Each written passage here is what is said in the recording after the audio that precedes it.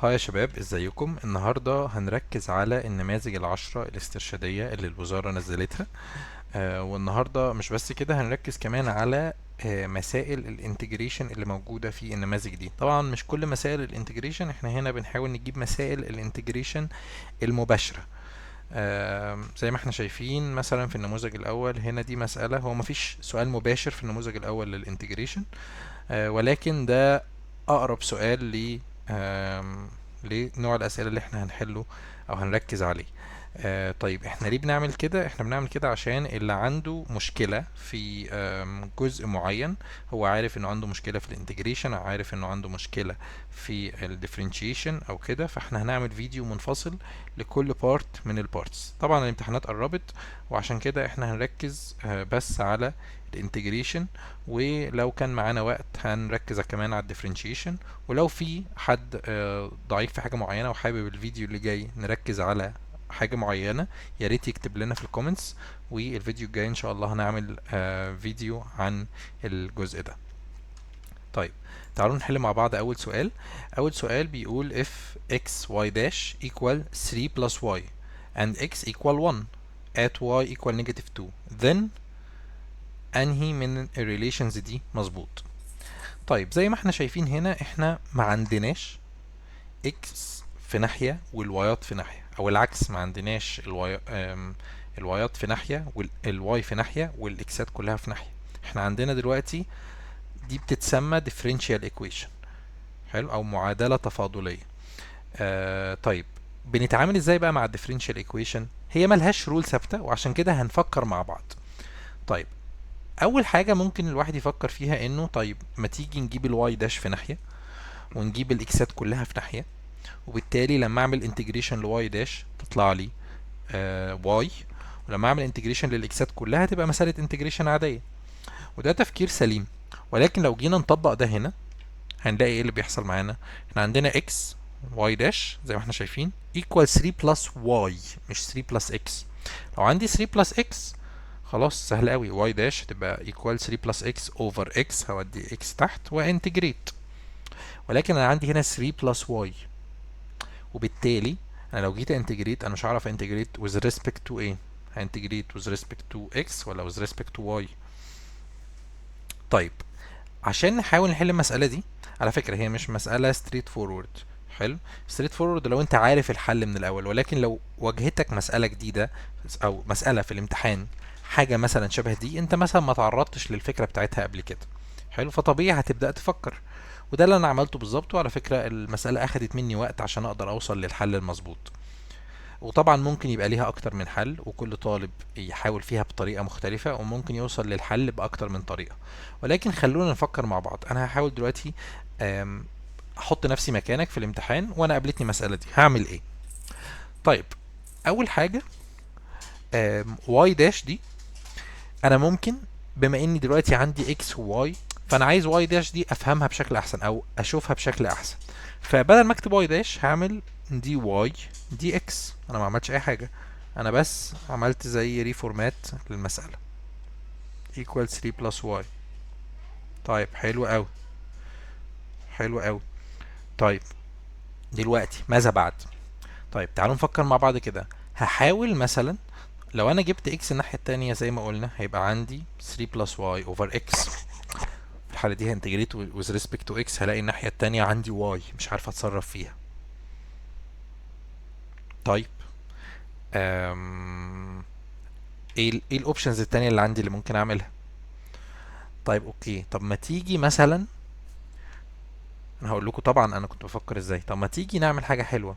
طالما دي y داش، طب ما اوديها مع الوايات، فكده يبقى عندي x في ناحية equal 3 plus y over دي y دي x.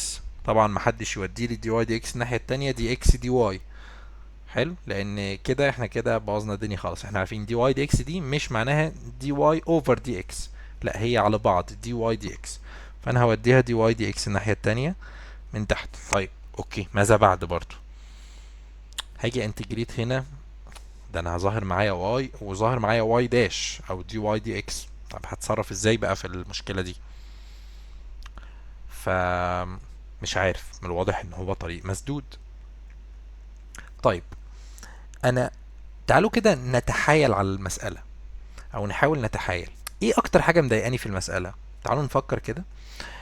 ال 3 بلس واي، طب نفترض كده، تعالوا نتخيل انه انا مشكلتي على فكرة، يعني طب نفترض ان انا عايز اجيب الاكس في ناحية والوايات كلها في ناحية زي ما احنا عملنا هنا.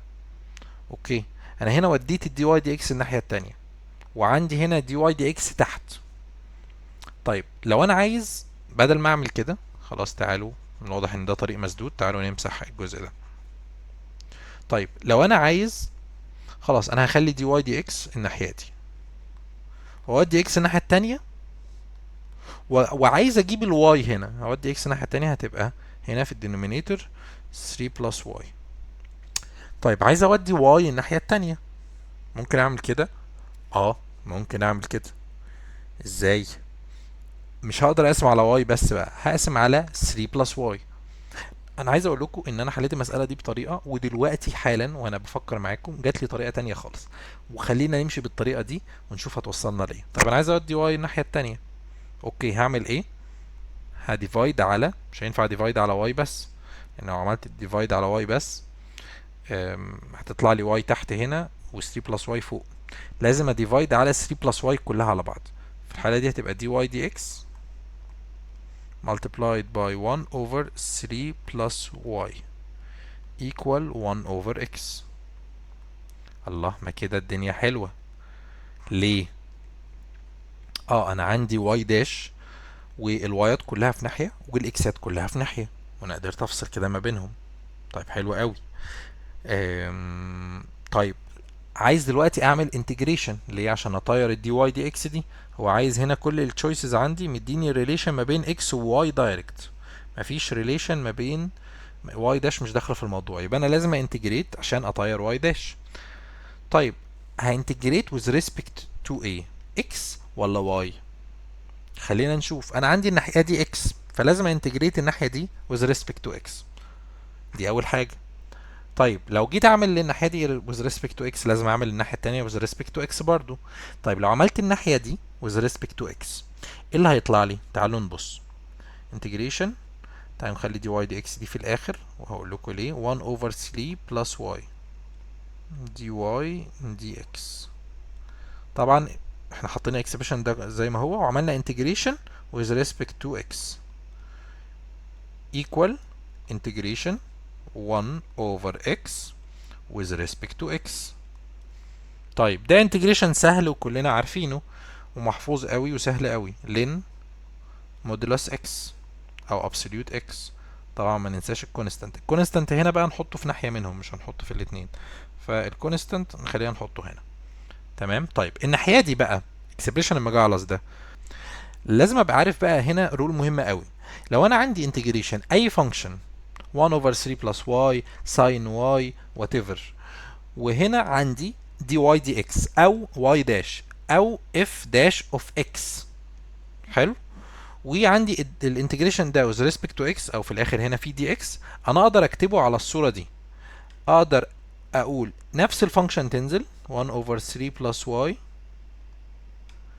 دي واي، وخلصت على كده. الله، طب والدي اكس يا مستر راحت فين؟ مش هقول لك ان الدي اكس طارت مع الدي اكس، لان ده ماثيماتيكلي مش مظبوط، ولكن ممكن تعتبرها كده او تفكر نفسك بيها كده. بس الكونديشن بتاعنا انه هنا، انا ليه عملت كده؟ لان دلوقتي بقى عندي انتجريشن 1 over 3 plus y with respect to y، فاقدر احله عادي جدا. لكن انا لو جيت اعمل انتجريشن 1 over 3 plus y with respect to x، مش هعرف احلها. ليه؟ لان انا عندي هنا دي اكس وعندي الفاريبل بتاعي y، لكن دلوقتي بقى عندي دي واي وهنا y.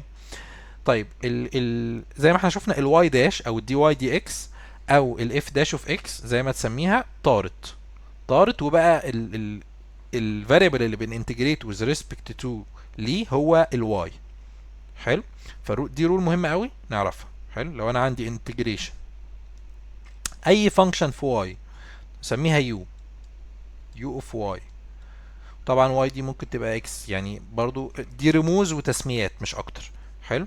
طيب يو اوف واي، وعندي هنا واي داش او دي واي دي اكس او الواي دي f dash of x، والكلام ده with respect to dx. تعالوا نوسع لنفسنا كده. حلو، اي حاجة من دول ده على طول بيساوي integration الفانكشن دي u of y اللي هي هنا 1 over 3 plus y with respect to y. تمام، دي رول مهمة قوي قوي نعرفها. طيب حلو قوي.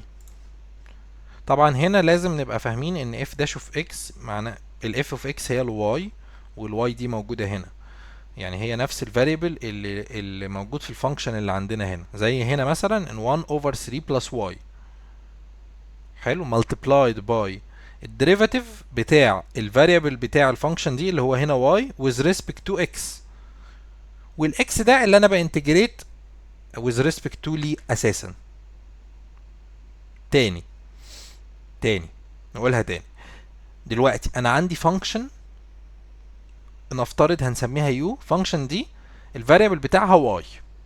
طيب الواي ده مرتبط بفانكشن تانية، او الواي ده فاريبل بيتغير بتغير x. حلو، طيب ساعتها الواي داش او الديريفاتيف بتاع y with respect to x، او الواي دي هي f of x او هي فانكشن في x، وانت عندك هنا الديريفاتيف بتاعها، انت ممكن تشيل الواي داش او الدي واي دي اكس او الاف داش مع الدي اكس، وتخلي الفاريبل اللي انت بتنتجريت with respect to ليه هو الفاريبل بتاعك الاصلي اللي هو الواي. تمام. طيب عشان ما نتلخبطش احنا ممكن كمان نشرح ان نشيل f dash of x دي عشان ما نتلخبطش. انا عندي u of y function في y ln y sin y 1 over y y squared whatever، اي function في y شوية وايات.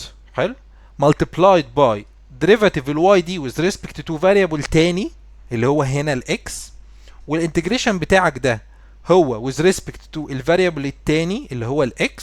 تقدر تشيل ال y داش او الدي واي دي اكس مع الدي اكس وتخلي الانتجريشن بتاعك with respect to y.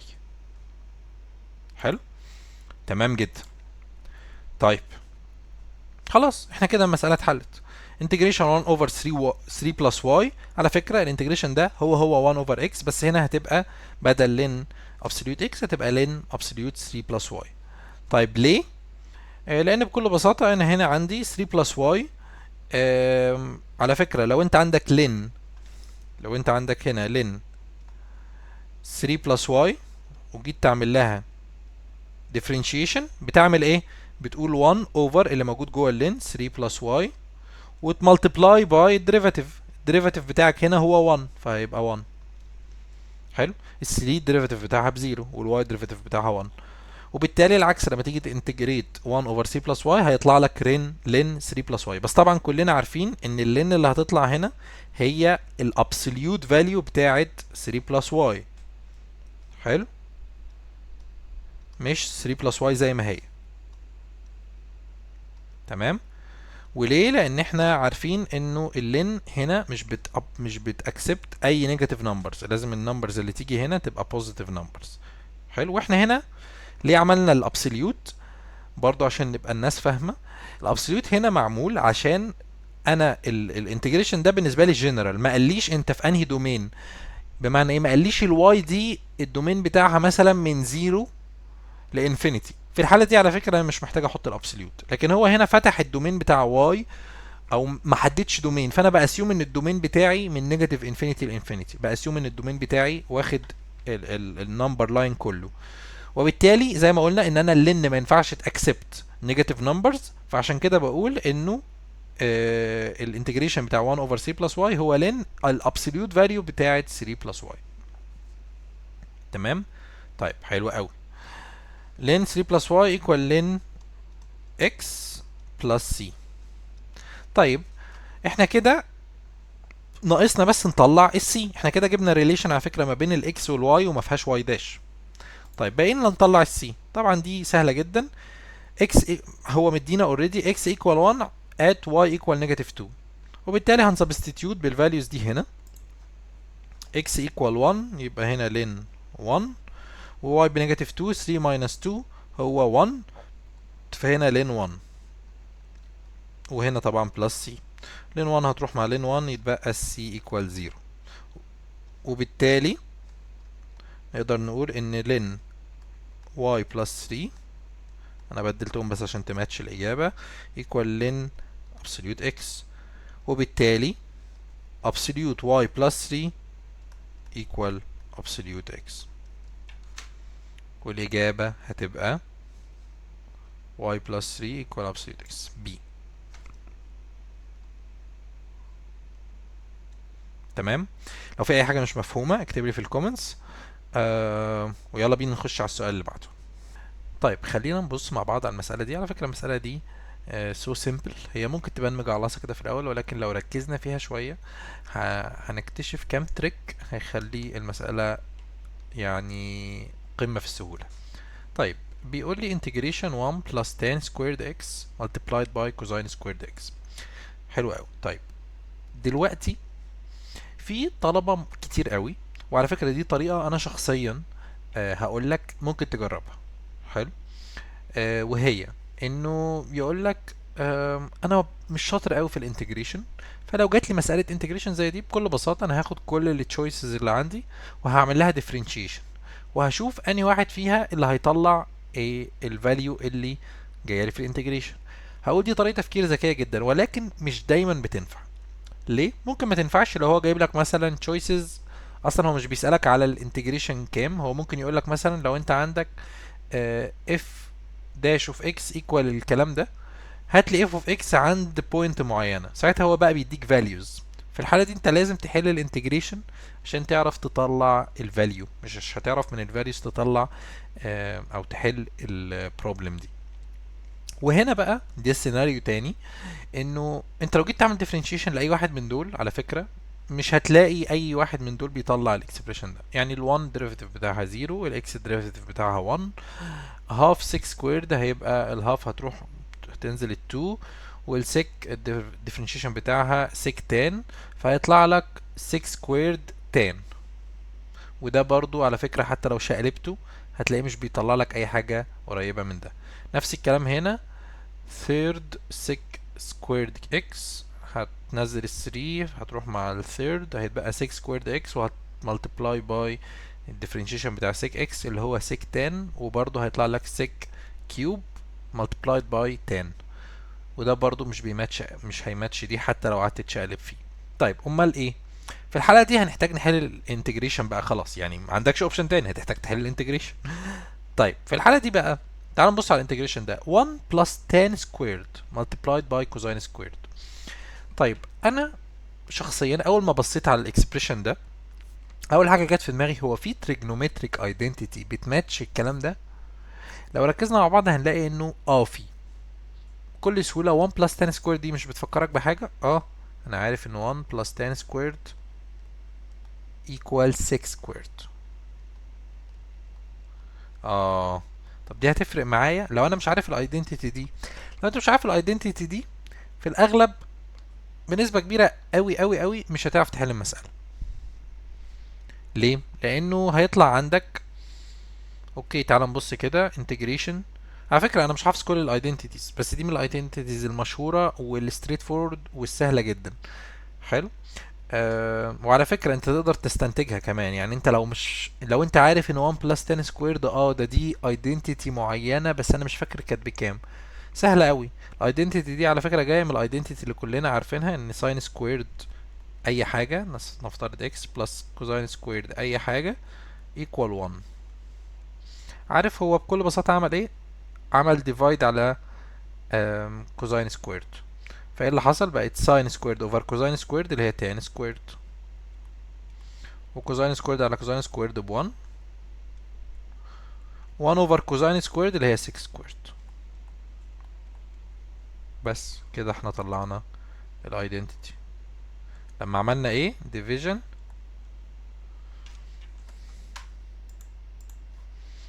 عملنا division على كوزين سكويرد. في ايدنتيتي تانية بتطلع من كده، لو عملت ديفيجن على ساين سكويرد هيطلع لك هنا 1، وهنا هيطلع لك كوتان، وهنا هيطلع لك كوسيك سكويرد. يبقى 1 بلس كوتان سكويرد هي كوسيك سكويرد، 1 بلس تان سكويرد هي سيك سكويرد. تمام. طيب حلو قوي. لو انا مش فاكر الايدنتيتي دي او ما خدتش بالي اصلا ان دي ايدنتيتي، هل ممكن نحل المسألة؟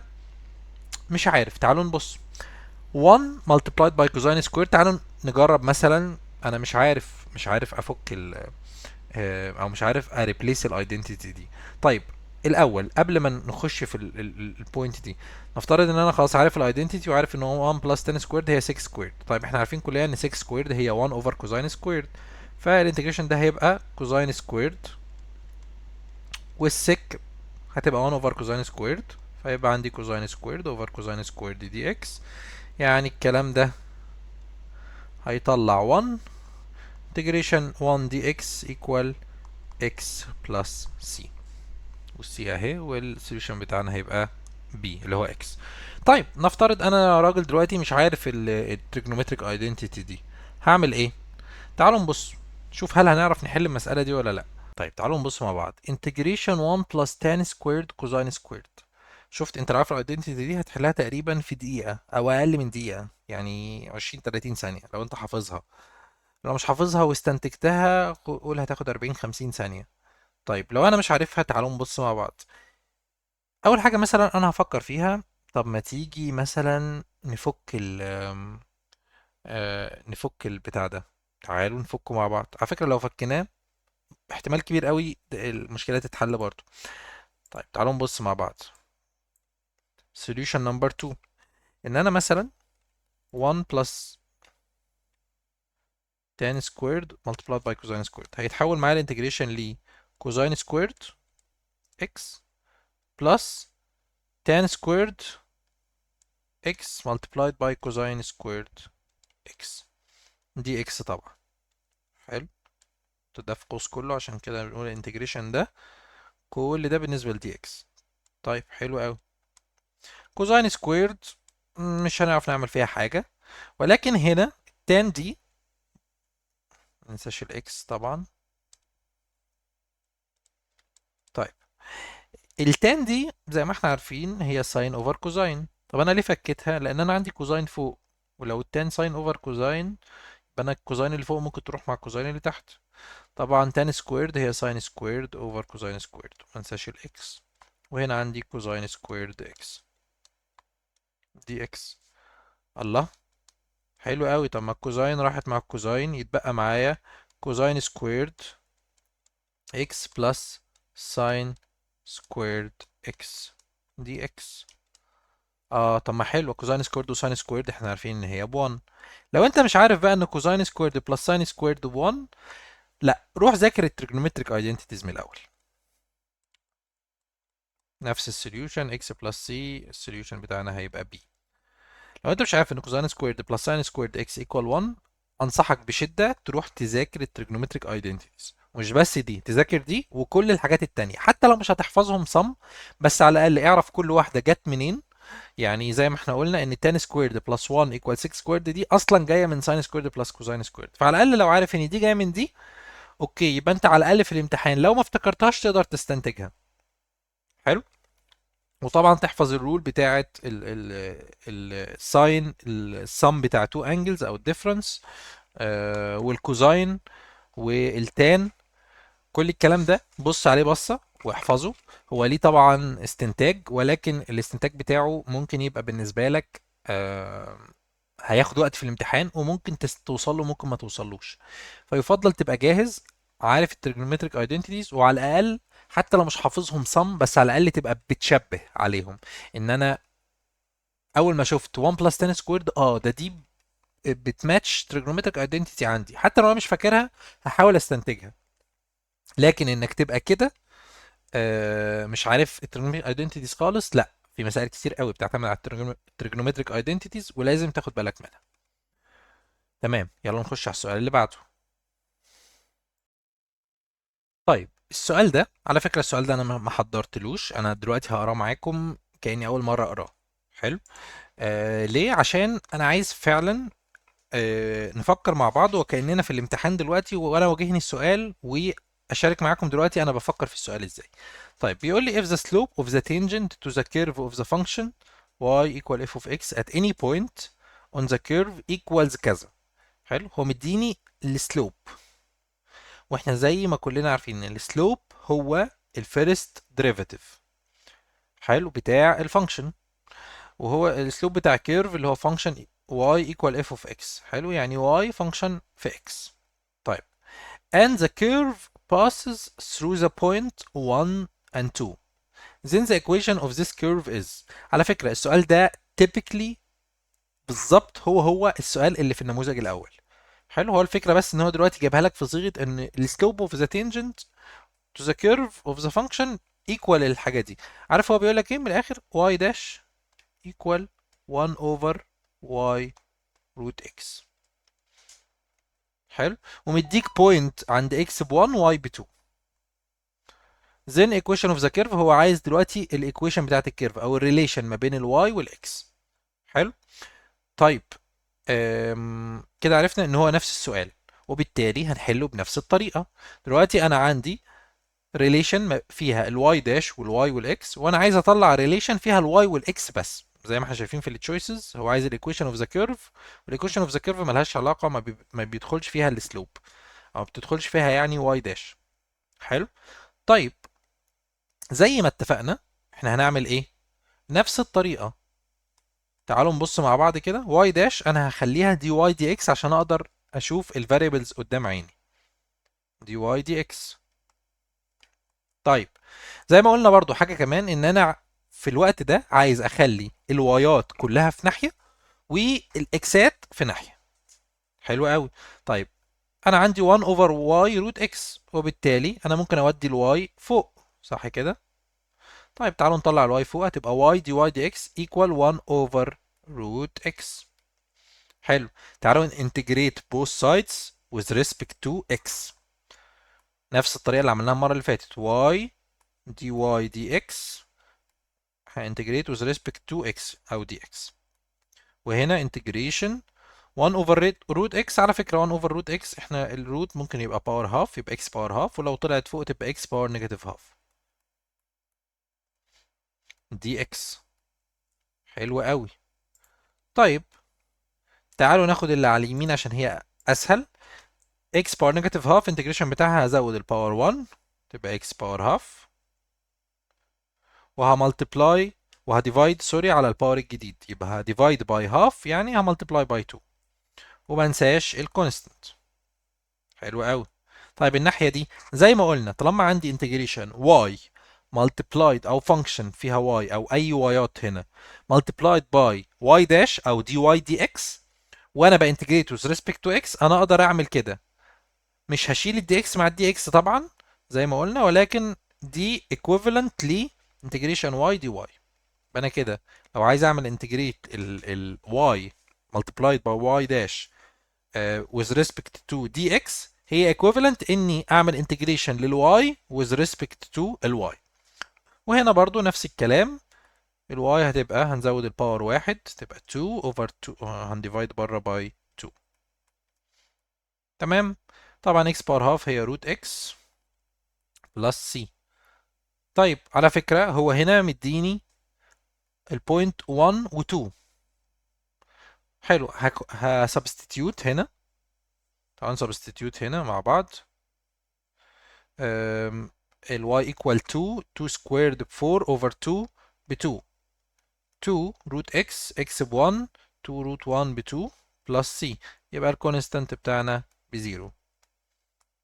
وبالتالي انا ممكن الهاف دي اوديها هناك، يبقى عندي ال y squared equal 4 root x. كده المسألة بتاعتنا اتحلت. ده بيماتش انهي تشويس؟ بيماتش ده نمبر دي. تمام، حلو قوي. على فكرة بقى حاجة بقى تبقوا كلكم عارفينها، ويعني دي لمعلوماتكم بعد كده عشان حتى لما ان شاء الله ربنا يكرمكم لما تدخلوا هندسة، احنا في definition عارفينه كويس قوي للفانكشن f of x. الجزء ده على فكرة ممكن يبقى مش عليكم في المنهج او مش مهم قوي بالنسبة لكم، او في الاغلب مش هتتسألوا فيه، ولكن احب قوي ان انتوا تبقوا فاهمينه. هو هنا بيقول لك ان y هي function of x، وعلى فكرة الفانكشن ليها شروط معينة عشان تبقى فانكشن. حلو. في فرق ما بين حاجة اسمها فانكشن وريليشن. يعني ايه يا مستر؟ طيب تعالوا نبص مع بعض. انا ممكن يبقى عندي حاجة زي دي y squared equal 4 root x.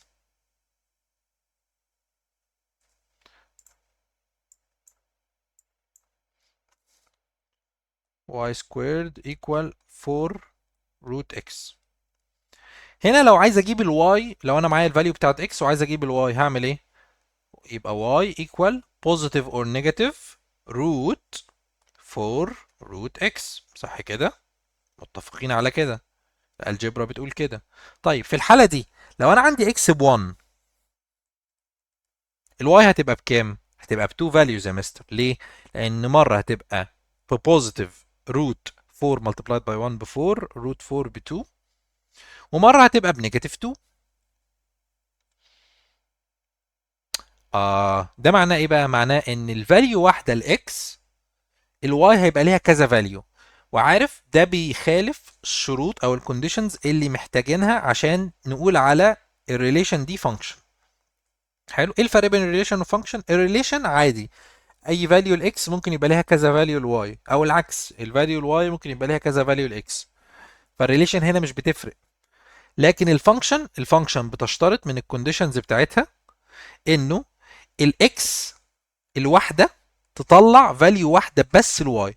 فاكرين انتوا كنتوا بتشوفوا الساين دي، ان الاكس حلو بتدي ساين بتدي فاليو واحده الواي. ما ينفعش اكس واحده تدي اكتر من فاليو الواي، زي ما حصل هنا احنا عندنا اكس ب 1 قد 2 نيجاتيف 2. عارف لو قال لك ان واي ايكوال مثلا 4 روت اكس، هقول لك ماشي دي تبقى فانكشن. ليه؟ لان كل فاليو الاكس بتطلع لك فاليو واحده بس الواي.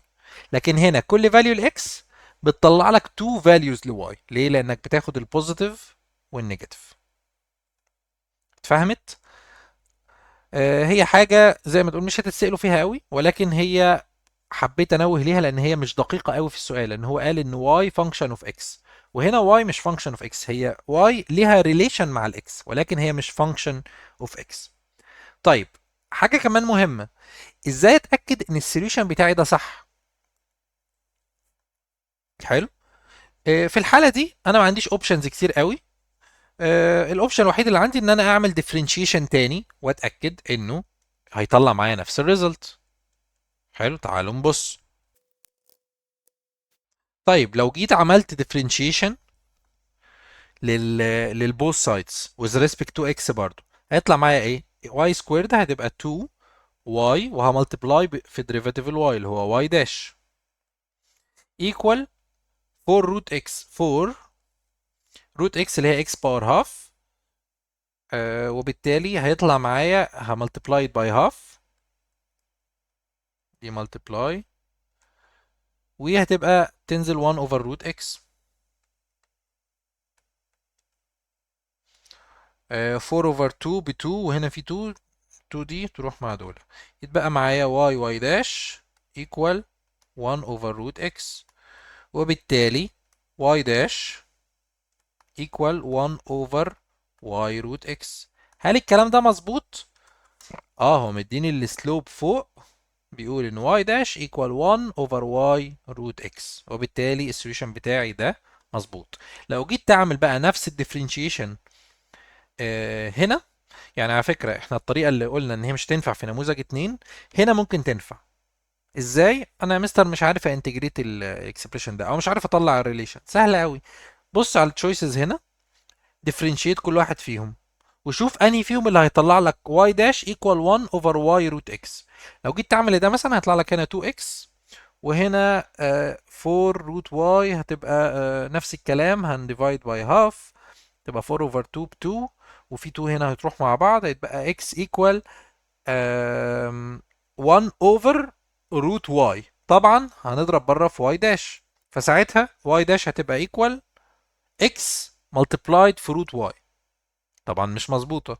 ونفس الكلام لو جيت تجربها على b و a هتلاقي ان هما مش بيطلعوا معاك الاكسبريشن ده اللي هو y داش equal 1 over y root x. حلو قوي. يلا نخش على النموذج اللي بعده. تعالوا نبص على السؤال ده. على فكرة السؤال ده كان أول سؤال يجي في امتحان السنة اللي فاتت الدور الأول، نفس هو السؤال بالظبط. الفرق كان e power negative x دي كانت 1 over e power x، هي يعني مش فارقة. طيب تعالوا نبص على السؤال ده. هو على فكرة so simple. احنا معانا f دبل داش وهو عايز f of x. حلو. وبالتالي طالما انا عندي دبل داش وعايز f of x هانتجريت، بس مش مرة مرتين، ودي نقطة مهمة. حلو قوي. طيب على فكرة هنا بقى التشويسز مش جايب لك بقى فانكشن اوف اكس، هو جايب لك، مش جايب لك يعني حاجة فيها ايهات اي باور اكس او كده، لا هو جايب لك الريليشن ما بين اف اوف اكس، وعايز يقول لك من الاخر اف اوف اكس دي بتساوي ايه؟ بتساوي السكند ديريفاتيف بتاعها، ولا نيجاتيف السكند ديريفاتيف، ولا الفيرست ديريفاتيف، ولا نيجاتيف الفيرست ديريفاتيف. حلو. ده برضو نقطة مهمة عشان تعرف تقرا بيها السؤال.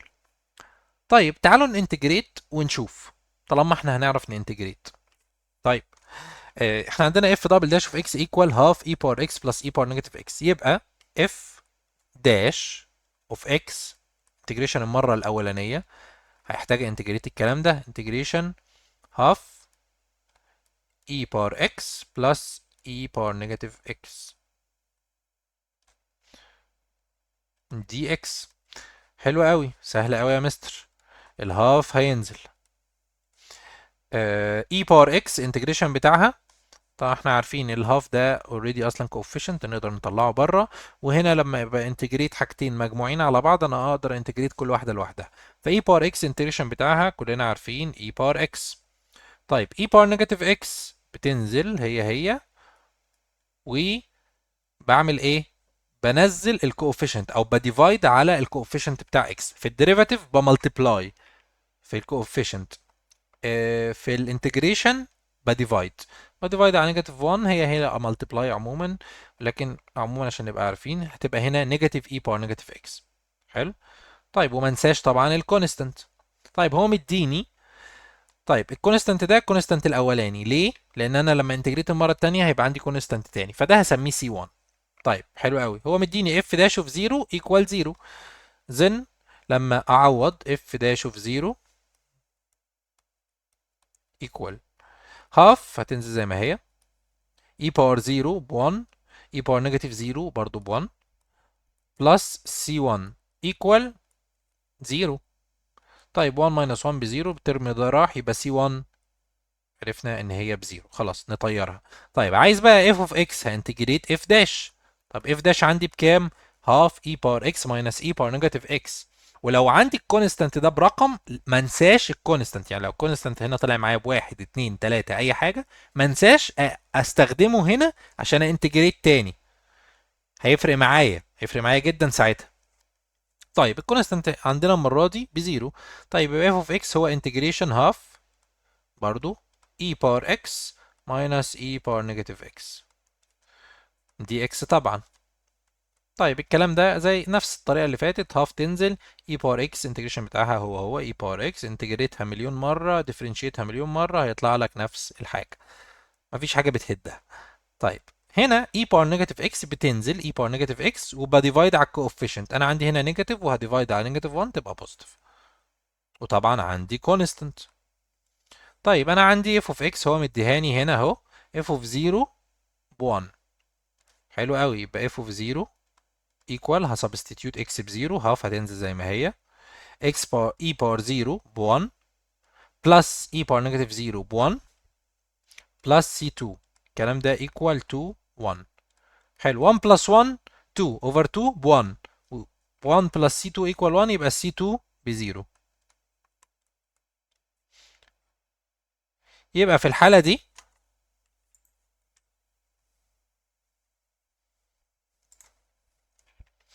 f of x equal الكلام ده بلس c2 اللي هي ب 0، يبقى half e باور x بلس e باور نيجاتيف x، وخلصنا على كده. طيب هل الكلام ده بيساوي f دبل داش؟ اه f دبل داش بتساوي نفس الكلام بالظبط، يبقى هي دي الإجابة. لو مشيت على الباقي هتلاقي ان هم مش مظبوطين. هل هي بتساوي نيجاتيف اف دبل داش؟ لا، ده هي اكزاكتلي زي اف دبل داش. طب هل هي بتساوي اف داش؟ لا، لان اف داش كانت بهاف اي باور اكس ماينس اي باور نيجاتيف اكس. هنا في ماينس، هنا في بلس، فدي مش بتساوي اف داش ولا بتساوي النيجاتيف بتاعها برضه، لان النيجاتيف بتاعها هيخلي يا اما هيبقى بره هنا، يا اما هيعكس دول هيخلي اي باور نيجاتيف اكس ماينس اي باور اكس، وفي الحالتين لا، مش دي الريزلت اللي طالع معانا. طيب حاجه مهمه قوي تاخد بالك منها، ان انت لو جيت في مره نسيت النيجاتيف وانت بتنتجريت، يعني انت عملت انتجريشن هنا لاي باور نيجاتيف اكس ونزلتها اي باور نيجاتيف اكس ونسيت تحط نيجاتيف، نسيت في مره وجيت في تاني مره افتكرت، عارف ايه اللي هيحصل معاك؟ هيطلع معاك الفاليو بنيجاتيف هاف، ويطلع معاك اي باور اكس بلس اي باور نيجاتيف اكس. وممكن تنسى الكونستانت كمان وتنسى تحسب الحسبه بتاعته وتقول اه ده دي اقرب حاجه اللي هي نيجاتيف اف دبل داش. حلو، لانك اصلا لو عملت دي بنيجاتيف هتلاقي السي 2 طلعت معاك باتنين مش بزيرو. في الحاله دي هيبقى عندك الاف اوف اكس مش بتساوي لا اي حاجه من دول، هتلاقي عندك 2 طالعه لك. او مثلا نسيت النيجاتيف في تاني مره. حلو. طبعا هنا ممكن تحصل غلطات مركبه، يعني تنسى النيجاتيف وتنسى الكونستانت. في الحاله دي على فكره اللي هيطلع معاك ان الاف اوف اكس بتساوي نيجاتيف اف دبل داش، وتلاقي الاختيار موجود، نمبر سي اهي موجوده، حلو قوي، ده انا زي الفل. بس لا، حاجه مهمه قوي قوي قوي تعرفها، وهي ان مش معنى ان الاختيار بتاعك او الريزلت اللي انت طلعتها موجوده في التشويسز تجري تختارها على طول. لا، لا، اوعى تعمل كده. ليه؟ عشان اللي حاطط السؤال هو متوقع بالظبط انت ممكن تغلط في ايه، وطالما هو متوقع ممكن تغلط في ايه، ممكن تلاقيه حاطط لك الاختيار اللي انت هتوصل له لما تغلط. فبالتالي ما تعتمدش خالص انك لو لقيت التشويس تتبسط، على الاقل انت احتمال تطلع صح واحتمال غلط، لانك لو ما لقيتوش يبقى انت اكيد غلط. ولكن تتاكد برضو. حلو، اتاكد ازاي؟ احنا الديفرنشيشن والانتجريشن سنس ان هم عكس بعض، فدي طريقه حلوه جدا انك تتاكد. تعالى يا باشا انت ديفرنشيت الاكسبريشن ده مرتين تاني وشوف.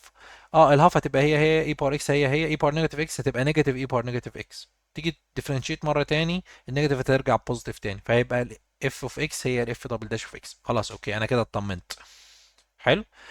وعشان كده المراجعه يا جماعه مهمه جدا. انت ممكن تختار حاجه تلاقيها في الاختيارات تحس انه تمام، وطبعا عشان وقت الامتحان انت عايز تحل الاسئله اللي وراك، تخش على السؤال اللي بعده تبدا تحل، وبعدين تنسى المراجعه تقول خلاص انا اوريدي الاختيارات بتاعتي طلعت فتمام انا مطمن.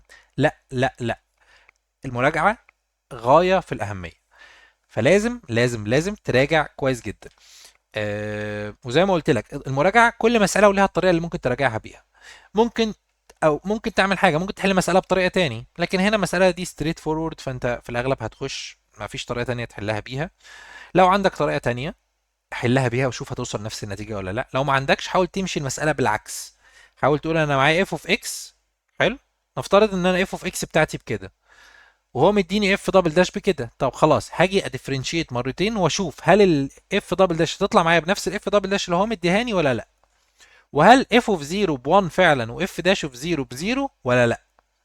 حلو، وسبستيتيوت واعمل العكس، يبقى معايا اف اوف اكس كانه بيقول لك انت معاك اف اوف اكس اهي، طلع لي اف داش اوف 0 بكام، وطلع لي اف اوف 0 بكام، وطلع لي اف دبل داش اوف اكس الاكسبريشن بتاعها ايه، وشوف هل انت بتماتش كل حاجه من دول. لو في واحده فيهم انت مش بتماتشها يبقى انت في الاغلب اخترت غلط. وعشان كده المراجعه يا جماعه مهمه مهمه مهمه. وانتظروا ان شاء الله فيديو تاني بيتكلم عن ازاي تراجع، او خلينا نقول اكسرسايز هديهولكوا في حل مسائل غلط. يعني عندك كده حلول زي دي ولكن في غلطه في النص، في حد قلب النيجاتيف بوزيتيف، في حد عمل حاجه معينه غلط، وفي الاخر طلعت ريزلت معينه بتماتش حاجه من التشويسز. فانا عايزك بقى وانت بتراجع تطلع الغلطه اللي هتلاقيها. ليه بقى بدربك على كده او عايز ادربك على كده؟ عشان وانت في الامتحان لما تيجي تراجع مش عايزك تراجع عن انك تبص كده بص تمام، لا، انا عايزك تبص على المساله وتحاول تطلع الغلطه اللي في المساله او اللي في الحل بتاعك. حلو. ولما تتعود تعمل كده هتعرف تراجع صح، لان في ناس كتير قوي مش بتعرف تراجع، بتحس ان المراجعه ممله، يعني انا لسه احل امتحان من الاول، انا لسه هبدا من الاول. للاسف هي ممله، ولكن هي مصيريه. فالمراجعه ما اقدرش اقول لكم هي مهمه قد ايه. حلو قوي، تعالوا نخش على السؤال اللي بعده. ده برضو في نموذج 4. السؤال اللي جاي ده برضو في نموذج 4. طيب السؤال ده في نموذج 4 برضو بيقول if the slope of the tangent to the curve at any point كذا is كذا. حلو قوي.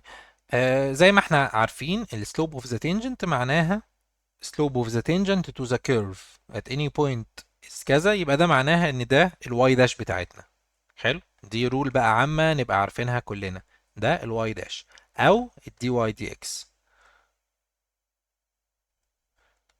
طيب هو بيقول لي equal 3x plus 2 over x. حلو قوي. طيب في الحالة دي وبيقول لك f of e equals 3e plus 5 then the equation of the curve is كام؟ هو من الآخر عايز الواي، من الآخر عايزك تintegrate ومديك هنا x و y عشان تقدر تحسب الكونستانت. حلو قوي. طيب أنا عايز انتجريت الاكسبريشن ده، يبقى الواي هي انتجريشن اكسبريشن ده. طيب أنا ممكن أوزع الدينومينيتور تبقى 3x over x plus 2 over x dx. طيب الاكس هتروح مع الاكس، يبقى ده كونستانت، الانتجريشن بتاع الكونستانت هو constant multiplied by x plus 2 over x. ال 2 هتنزل زي ما هي، و 1 over x احنا عارفين الانتجريشن بتاعها هو ln مودولس x، واحنا قلنا مع بعض ليه انا هنا بستعمل المودولس plus الكونستانت. طيب f of e equals 3e plus 5 ده معناها ايه؟ ان الاكس بتاعتنا ب e والواي ب 3e plus 5. طيب حلو، algebraic equation سهلة. الواي هشيلها واحط 3e plus 5 equal 3x اللي هي ب e plus 2 ln e مودولس e اللي هي ب e يعني plus الكونستانت. ln e احنا عارفين ان هي ب 1، وبالتالي ال 3e هتروح مع ال 3e، يتبقى معايا 5 equal 2 plus c. نودي ال 2 الناحية التانية يبقى بالماينس، تبقى c ب 3. وبالتالي السوليوشن بتاعنا هيبقى 3x plus 2 ln مودولس x plus 3. فين 3x plus 2 ln x هي دي. الحمد لله لقيناها في الاختيارات. طيب هل ده معناه ان هي صح؟ لا مش بالضرورة. هعمل ايه؟ هروح اتأكد ازاي؟ تعالوا نبص. اولا هتأكد ازاي؟ انا هو مديني 2 givens. سنس هو مديني 2 givens وانا طلعت الريزلت، يبقى انا من الريزلت اطلع ال 2 givens دول. حلو، ازاي؟ انا عندي اهو ده الاكسبريشن او الريزلت بتاعتي. طالما ده الواي داش يبقى هديفرنشيت. طيب 3x الديفرنشيشن بتاعها 3 بلس 2 ln x. 2 ln x الديفرنشيشن بتاعها 2 over x بلس 3 الديفرنشيشن بتاعها 0، يبقى هتبقى 3 بلس 2 over x. حلو.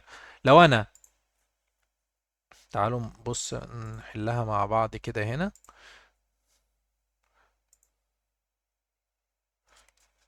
قلنا ادي 3x بلس ln مودولس x الديفرنشيشن بتاعها.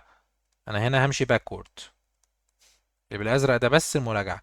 3x الديفرنشيشن بتاعها 3، 2 لين هتبقى 2 لين x اللي هي لين مودولس x اللي هي 1 over x، والسي يكون الديفرنشيشن بتاعها 0 او اللي هي 3 برضه الديفرنشيشن بتاعها 0. طيب انا هنا عايز اوحد المقامات، او من الاخر اجيب common denominator. حلو، هاخد الاكس common denominator، وبالتالي هبقى هضرب ال 3 في الاكس، او كاني بضرب ال 3 في x over x.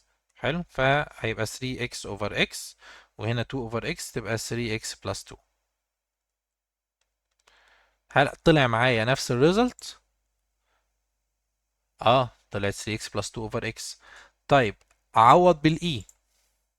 هل f of e بتساوي الرقم اللي هو اداهوني اللي هو 3e plus 5؟ تعال نبص. هنا 3x والاكس هشيلها واحط e، 3e plus 2 ln e ln e ب 1. يبقى بلس 2 بلس سي اللي هي 3، 3 و 2 5، يبقى 3x بلس 5. يبقى انا كده اتأكدت ان السوليوشن بتاعي مظبوط. نخش على النموذج اللي بعده. طيب تعالوا نبص مع بعض على المسألة دي. بيقول لك if the function y equal f of x is continuous في الانترفال من 1 to 3 inclusive and integration from 1 to 3 ده definite integral. الانتجريشن بتاع بقى f of x plus 1 dx equal negative 5. then الانتجريشن من 1 to 3 ل f of x plus 2 dx equal كام؟ طيب على فكرة المسألة دي برضو سهلة جدا، وممكن واحد كمان يحلها بمجرد النظر. طيب تعالوا نبص مع بعض ازاي بمجرد النظر. هو بيقول لي انتجريشن 1 to 3 ل f of x plus 1. زي ما احنا عارفين definite integral نقدر لو انا عندي sum of two functions اقدر اوزع ال two functions دول. يعني يبقى عندي integration 1 to 3 ل f of x plus 1 with respect to dx هو equal integration 1 to 3 ل f of x dx plus integration 1 to 3 ل 1 dx. حلو. هو بالاخر بيقول لك integration 1 to 3 f of x plus 1 بنيجاتيف 5. هو هنا عمل ايه بس؟ كل اللي زوده ان هو زود 1 بلس 1 دي بقت بلس 2. طيب البلس 1 والبلس 1 دي او البلس 2 لما باجي انتجريتها بيطلع لي 1x او هنا هيطلع لي 2x. حلو. ف لو 1x او x يعني لما اجي اسبستيتيوت بالابر ليميت اللي هو 3 واللور ليميت اللي هو 1 هتبقى 3 minus 1 ب 2. وهنا ال 2 دي هسبستيتيوت ب 2x، 2 في 3 بكام؟ ب 6 minus 2 في 1 ب 2، 6 minus 2 ب 4. يبقى هنا عندي 4 وهنا عندي 2. يبقى من الاخر اللي حصل عندي ان انا زاد الفاليو بتاعه الانتجريشن دي زادت 2، والانتجريشن بتاع f of x زي ما هو، وبالتالي هزود على نيجاتيف 5 دي 2 يطلع نيجاتيف 3. طيب اللي ما فهمهاش كده بمجرد النظر تعالوا نبص مع بعض. هنقول نفس الكلام ده بس هنكتبه. انا عندي انتجريشن الازرق ده هنستخدمه بعد كده للمراجعه. انتجريشن 1 ل 3 ل f of x. انا مش عارف f of x دي بكام بس مش فارق معايا. حلو. dx الكلام ده equal نيجاتيف 5. طيب انا لو فصصت الكلام ده زي ما قلنا احنا ممكن نفصصه كده.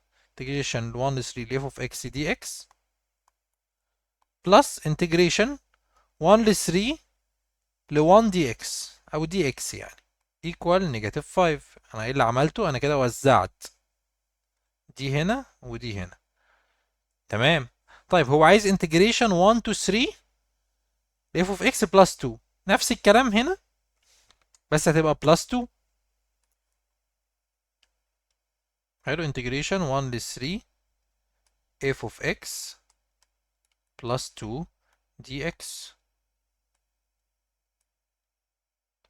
نفس الكلام هوزع الانتجريشن هيبقى عندي integration 1 ل 3 f of x dx plus integration 1 ل 3 ل 2 dx. حلو. الكلام ده بقى equal كام؟ ده اللي انا عايز اعرفه. طيب انا ايه اللي ما اعرفوش هنا؟ انا اعرف اعمل الانتجريشن ده. الانتجريشن ده equal integration 1 ل 3 2 dx ب 2x. سوري مش هنزل انتجريشن تاني. هتبقى ب 2x.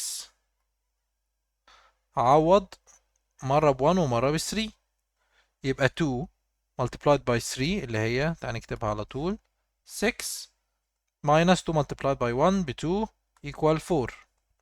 حلو. يبقى الكلام ده ب 4. طيب انا الناقص معايا بقى ايه؟ integration 1 ل 3 f of x dx. هو انا ما اعرفش f of x دي بكام، بس انا الانتجريشن ده معايا من المرة الأولانية. لأن أنا لو جيت هنا حطيت دي في ناحية ووديت الباقي في ناحية، تعال نعمل انتجريشن ده. انتجريشن 1 دي اكس باكس، أعوض عن الاكس مرة ب 3 ومرة ب 1 هتبقى ب 3 ماينس 1 اللي هي 2. حلو. يبقى الكلام ده ب 2. تعال نودي ال 2 دي الناحية التانية. حلو. يبقى الانتجريشن ده هيطلع بنيجاتيف 7. 2 بالبوزيتيف هتروح هناك بنيجاتيف، تبقى نيجاتيف 5 ونيجاتيف 2 بنيجاتيف 7. يبقى هعوض بده بنيجاتيف 7، حلو، اللي هو انتجريشن اف اوف اكس دي اكس بنيجاتيف 7، وده عندي ب 4، يبقى نيجاتيف 7 و4 يطلع لي نيجاتيف 3.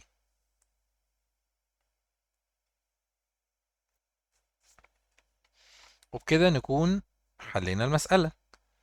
طيب هل هنا في طريقة أتأكد بيها؟ الحقيقة هنا مفيش طريقة قوي، لانك هتمشي نفس الستبس باكورد، وفي الاغلب هي عشان ستريت فورورد جدا، فنفس الستبس وانت ماشيها بالعكس هتلاقي انه مش هتحس بفاليو حقيقية يعني من انك تتأكد. ولكن ممكن تحل المسألة تاني عشان تتأكد مثلا ان ال2 دي انت لما وديتها بالنيجاتيف فعلا. الغلطات البسيطة دي. حلو، وبكده نكون حلينا المسألة دي. وبكده هنكون خلصنا، هنقفل الفيديو ده على الخمس نماذج الأولانيين. انتظروا معانا الفيديو الجاي إن شاء الله على تاني خمس نماذج. لو حابين تتفرجوا على باقي حل النماذج، مسائل الانتجريشن في النماذج الاسترشادية بتاعة الوزارة، اعملوا لي لايك وسبسكرايب واكتبوا لي في الكومنتس. وكمان لو عايزين نركز على جزء تاني أو حاجة تاني غير الانتجريشن، اكتبوا لي في الكومنتس. ولكن الجزء اللي جاي كله يعتبر كله نفس نوعية المسائل، مسائل متشابهة جدا ومتكررة كتير في النماذج الجاية. وده يدل ان هي مهمة جدا، ومحتاجين نعرف الفكرة بتاعتها كويس جدا. هي تقريبا فكرة واحدة وبتتكرر، فلازم نعرف الفكرة بتاعتها كويس جدا عشان هي متكررة، ففي احتمال كبير ان هي تلاقيها في الامتحان. بس ما تنسوش اللايك والسبسكرايب، واشوفكم في فيديو جديد. باي باي.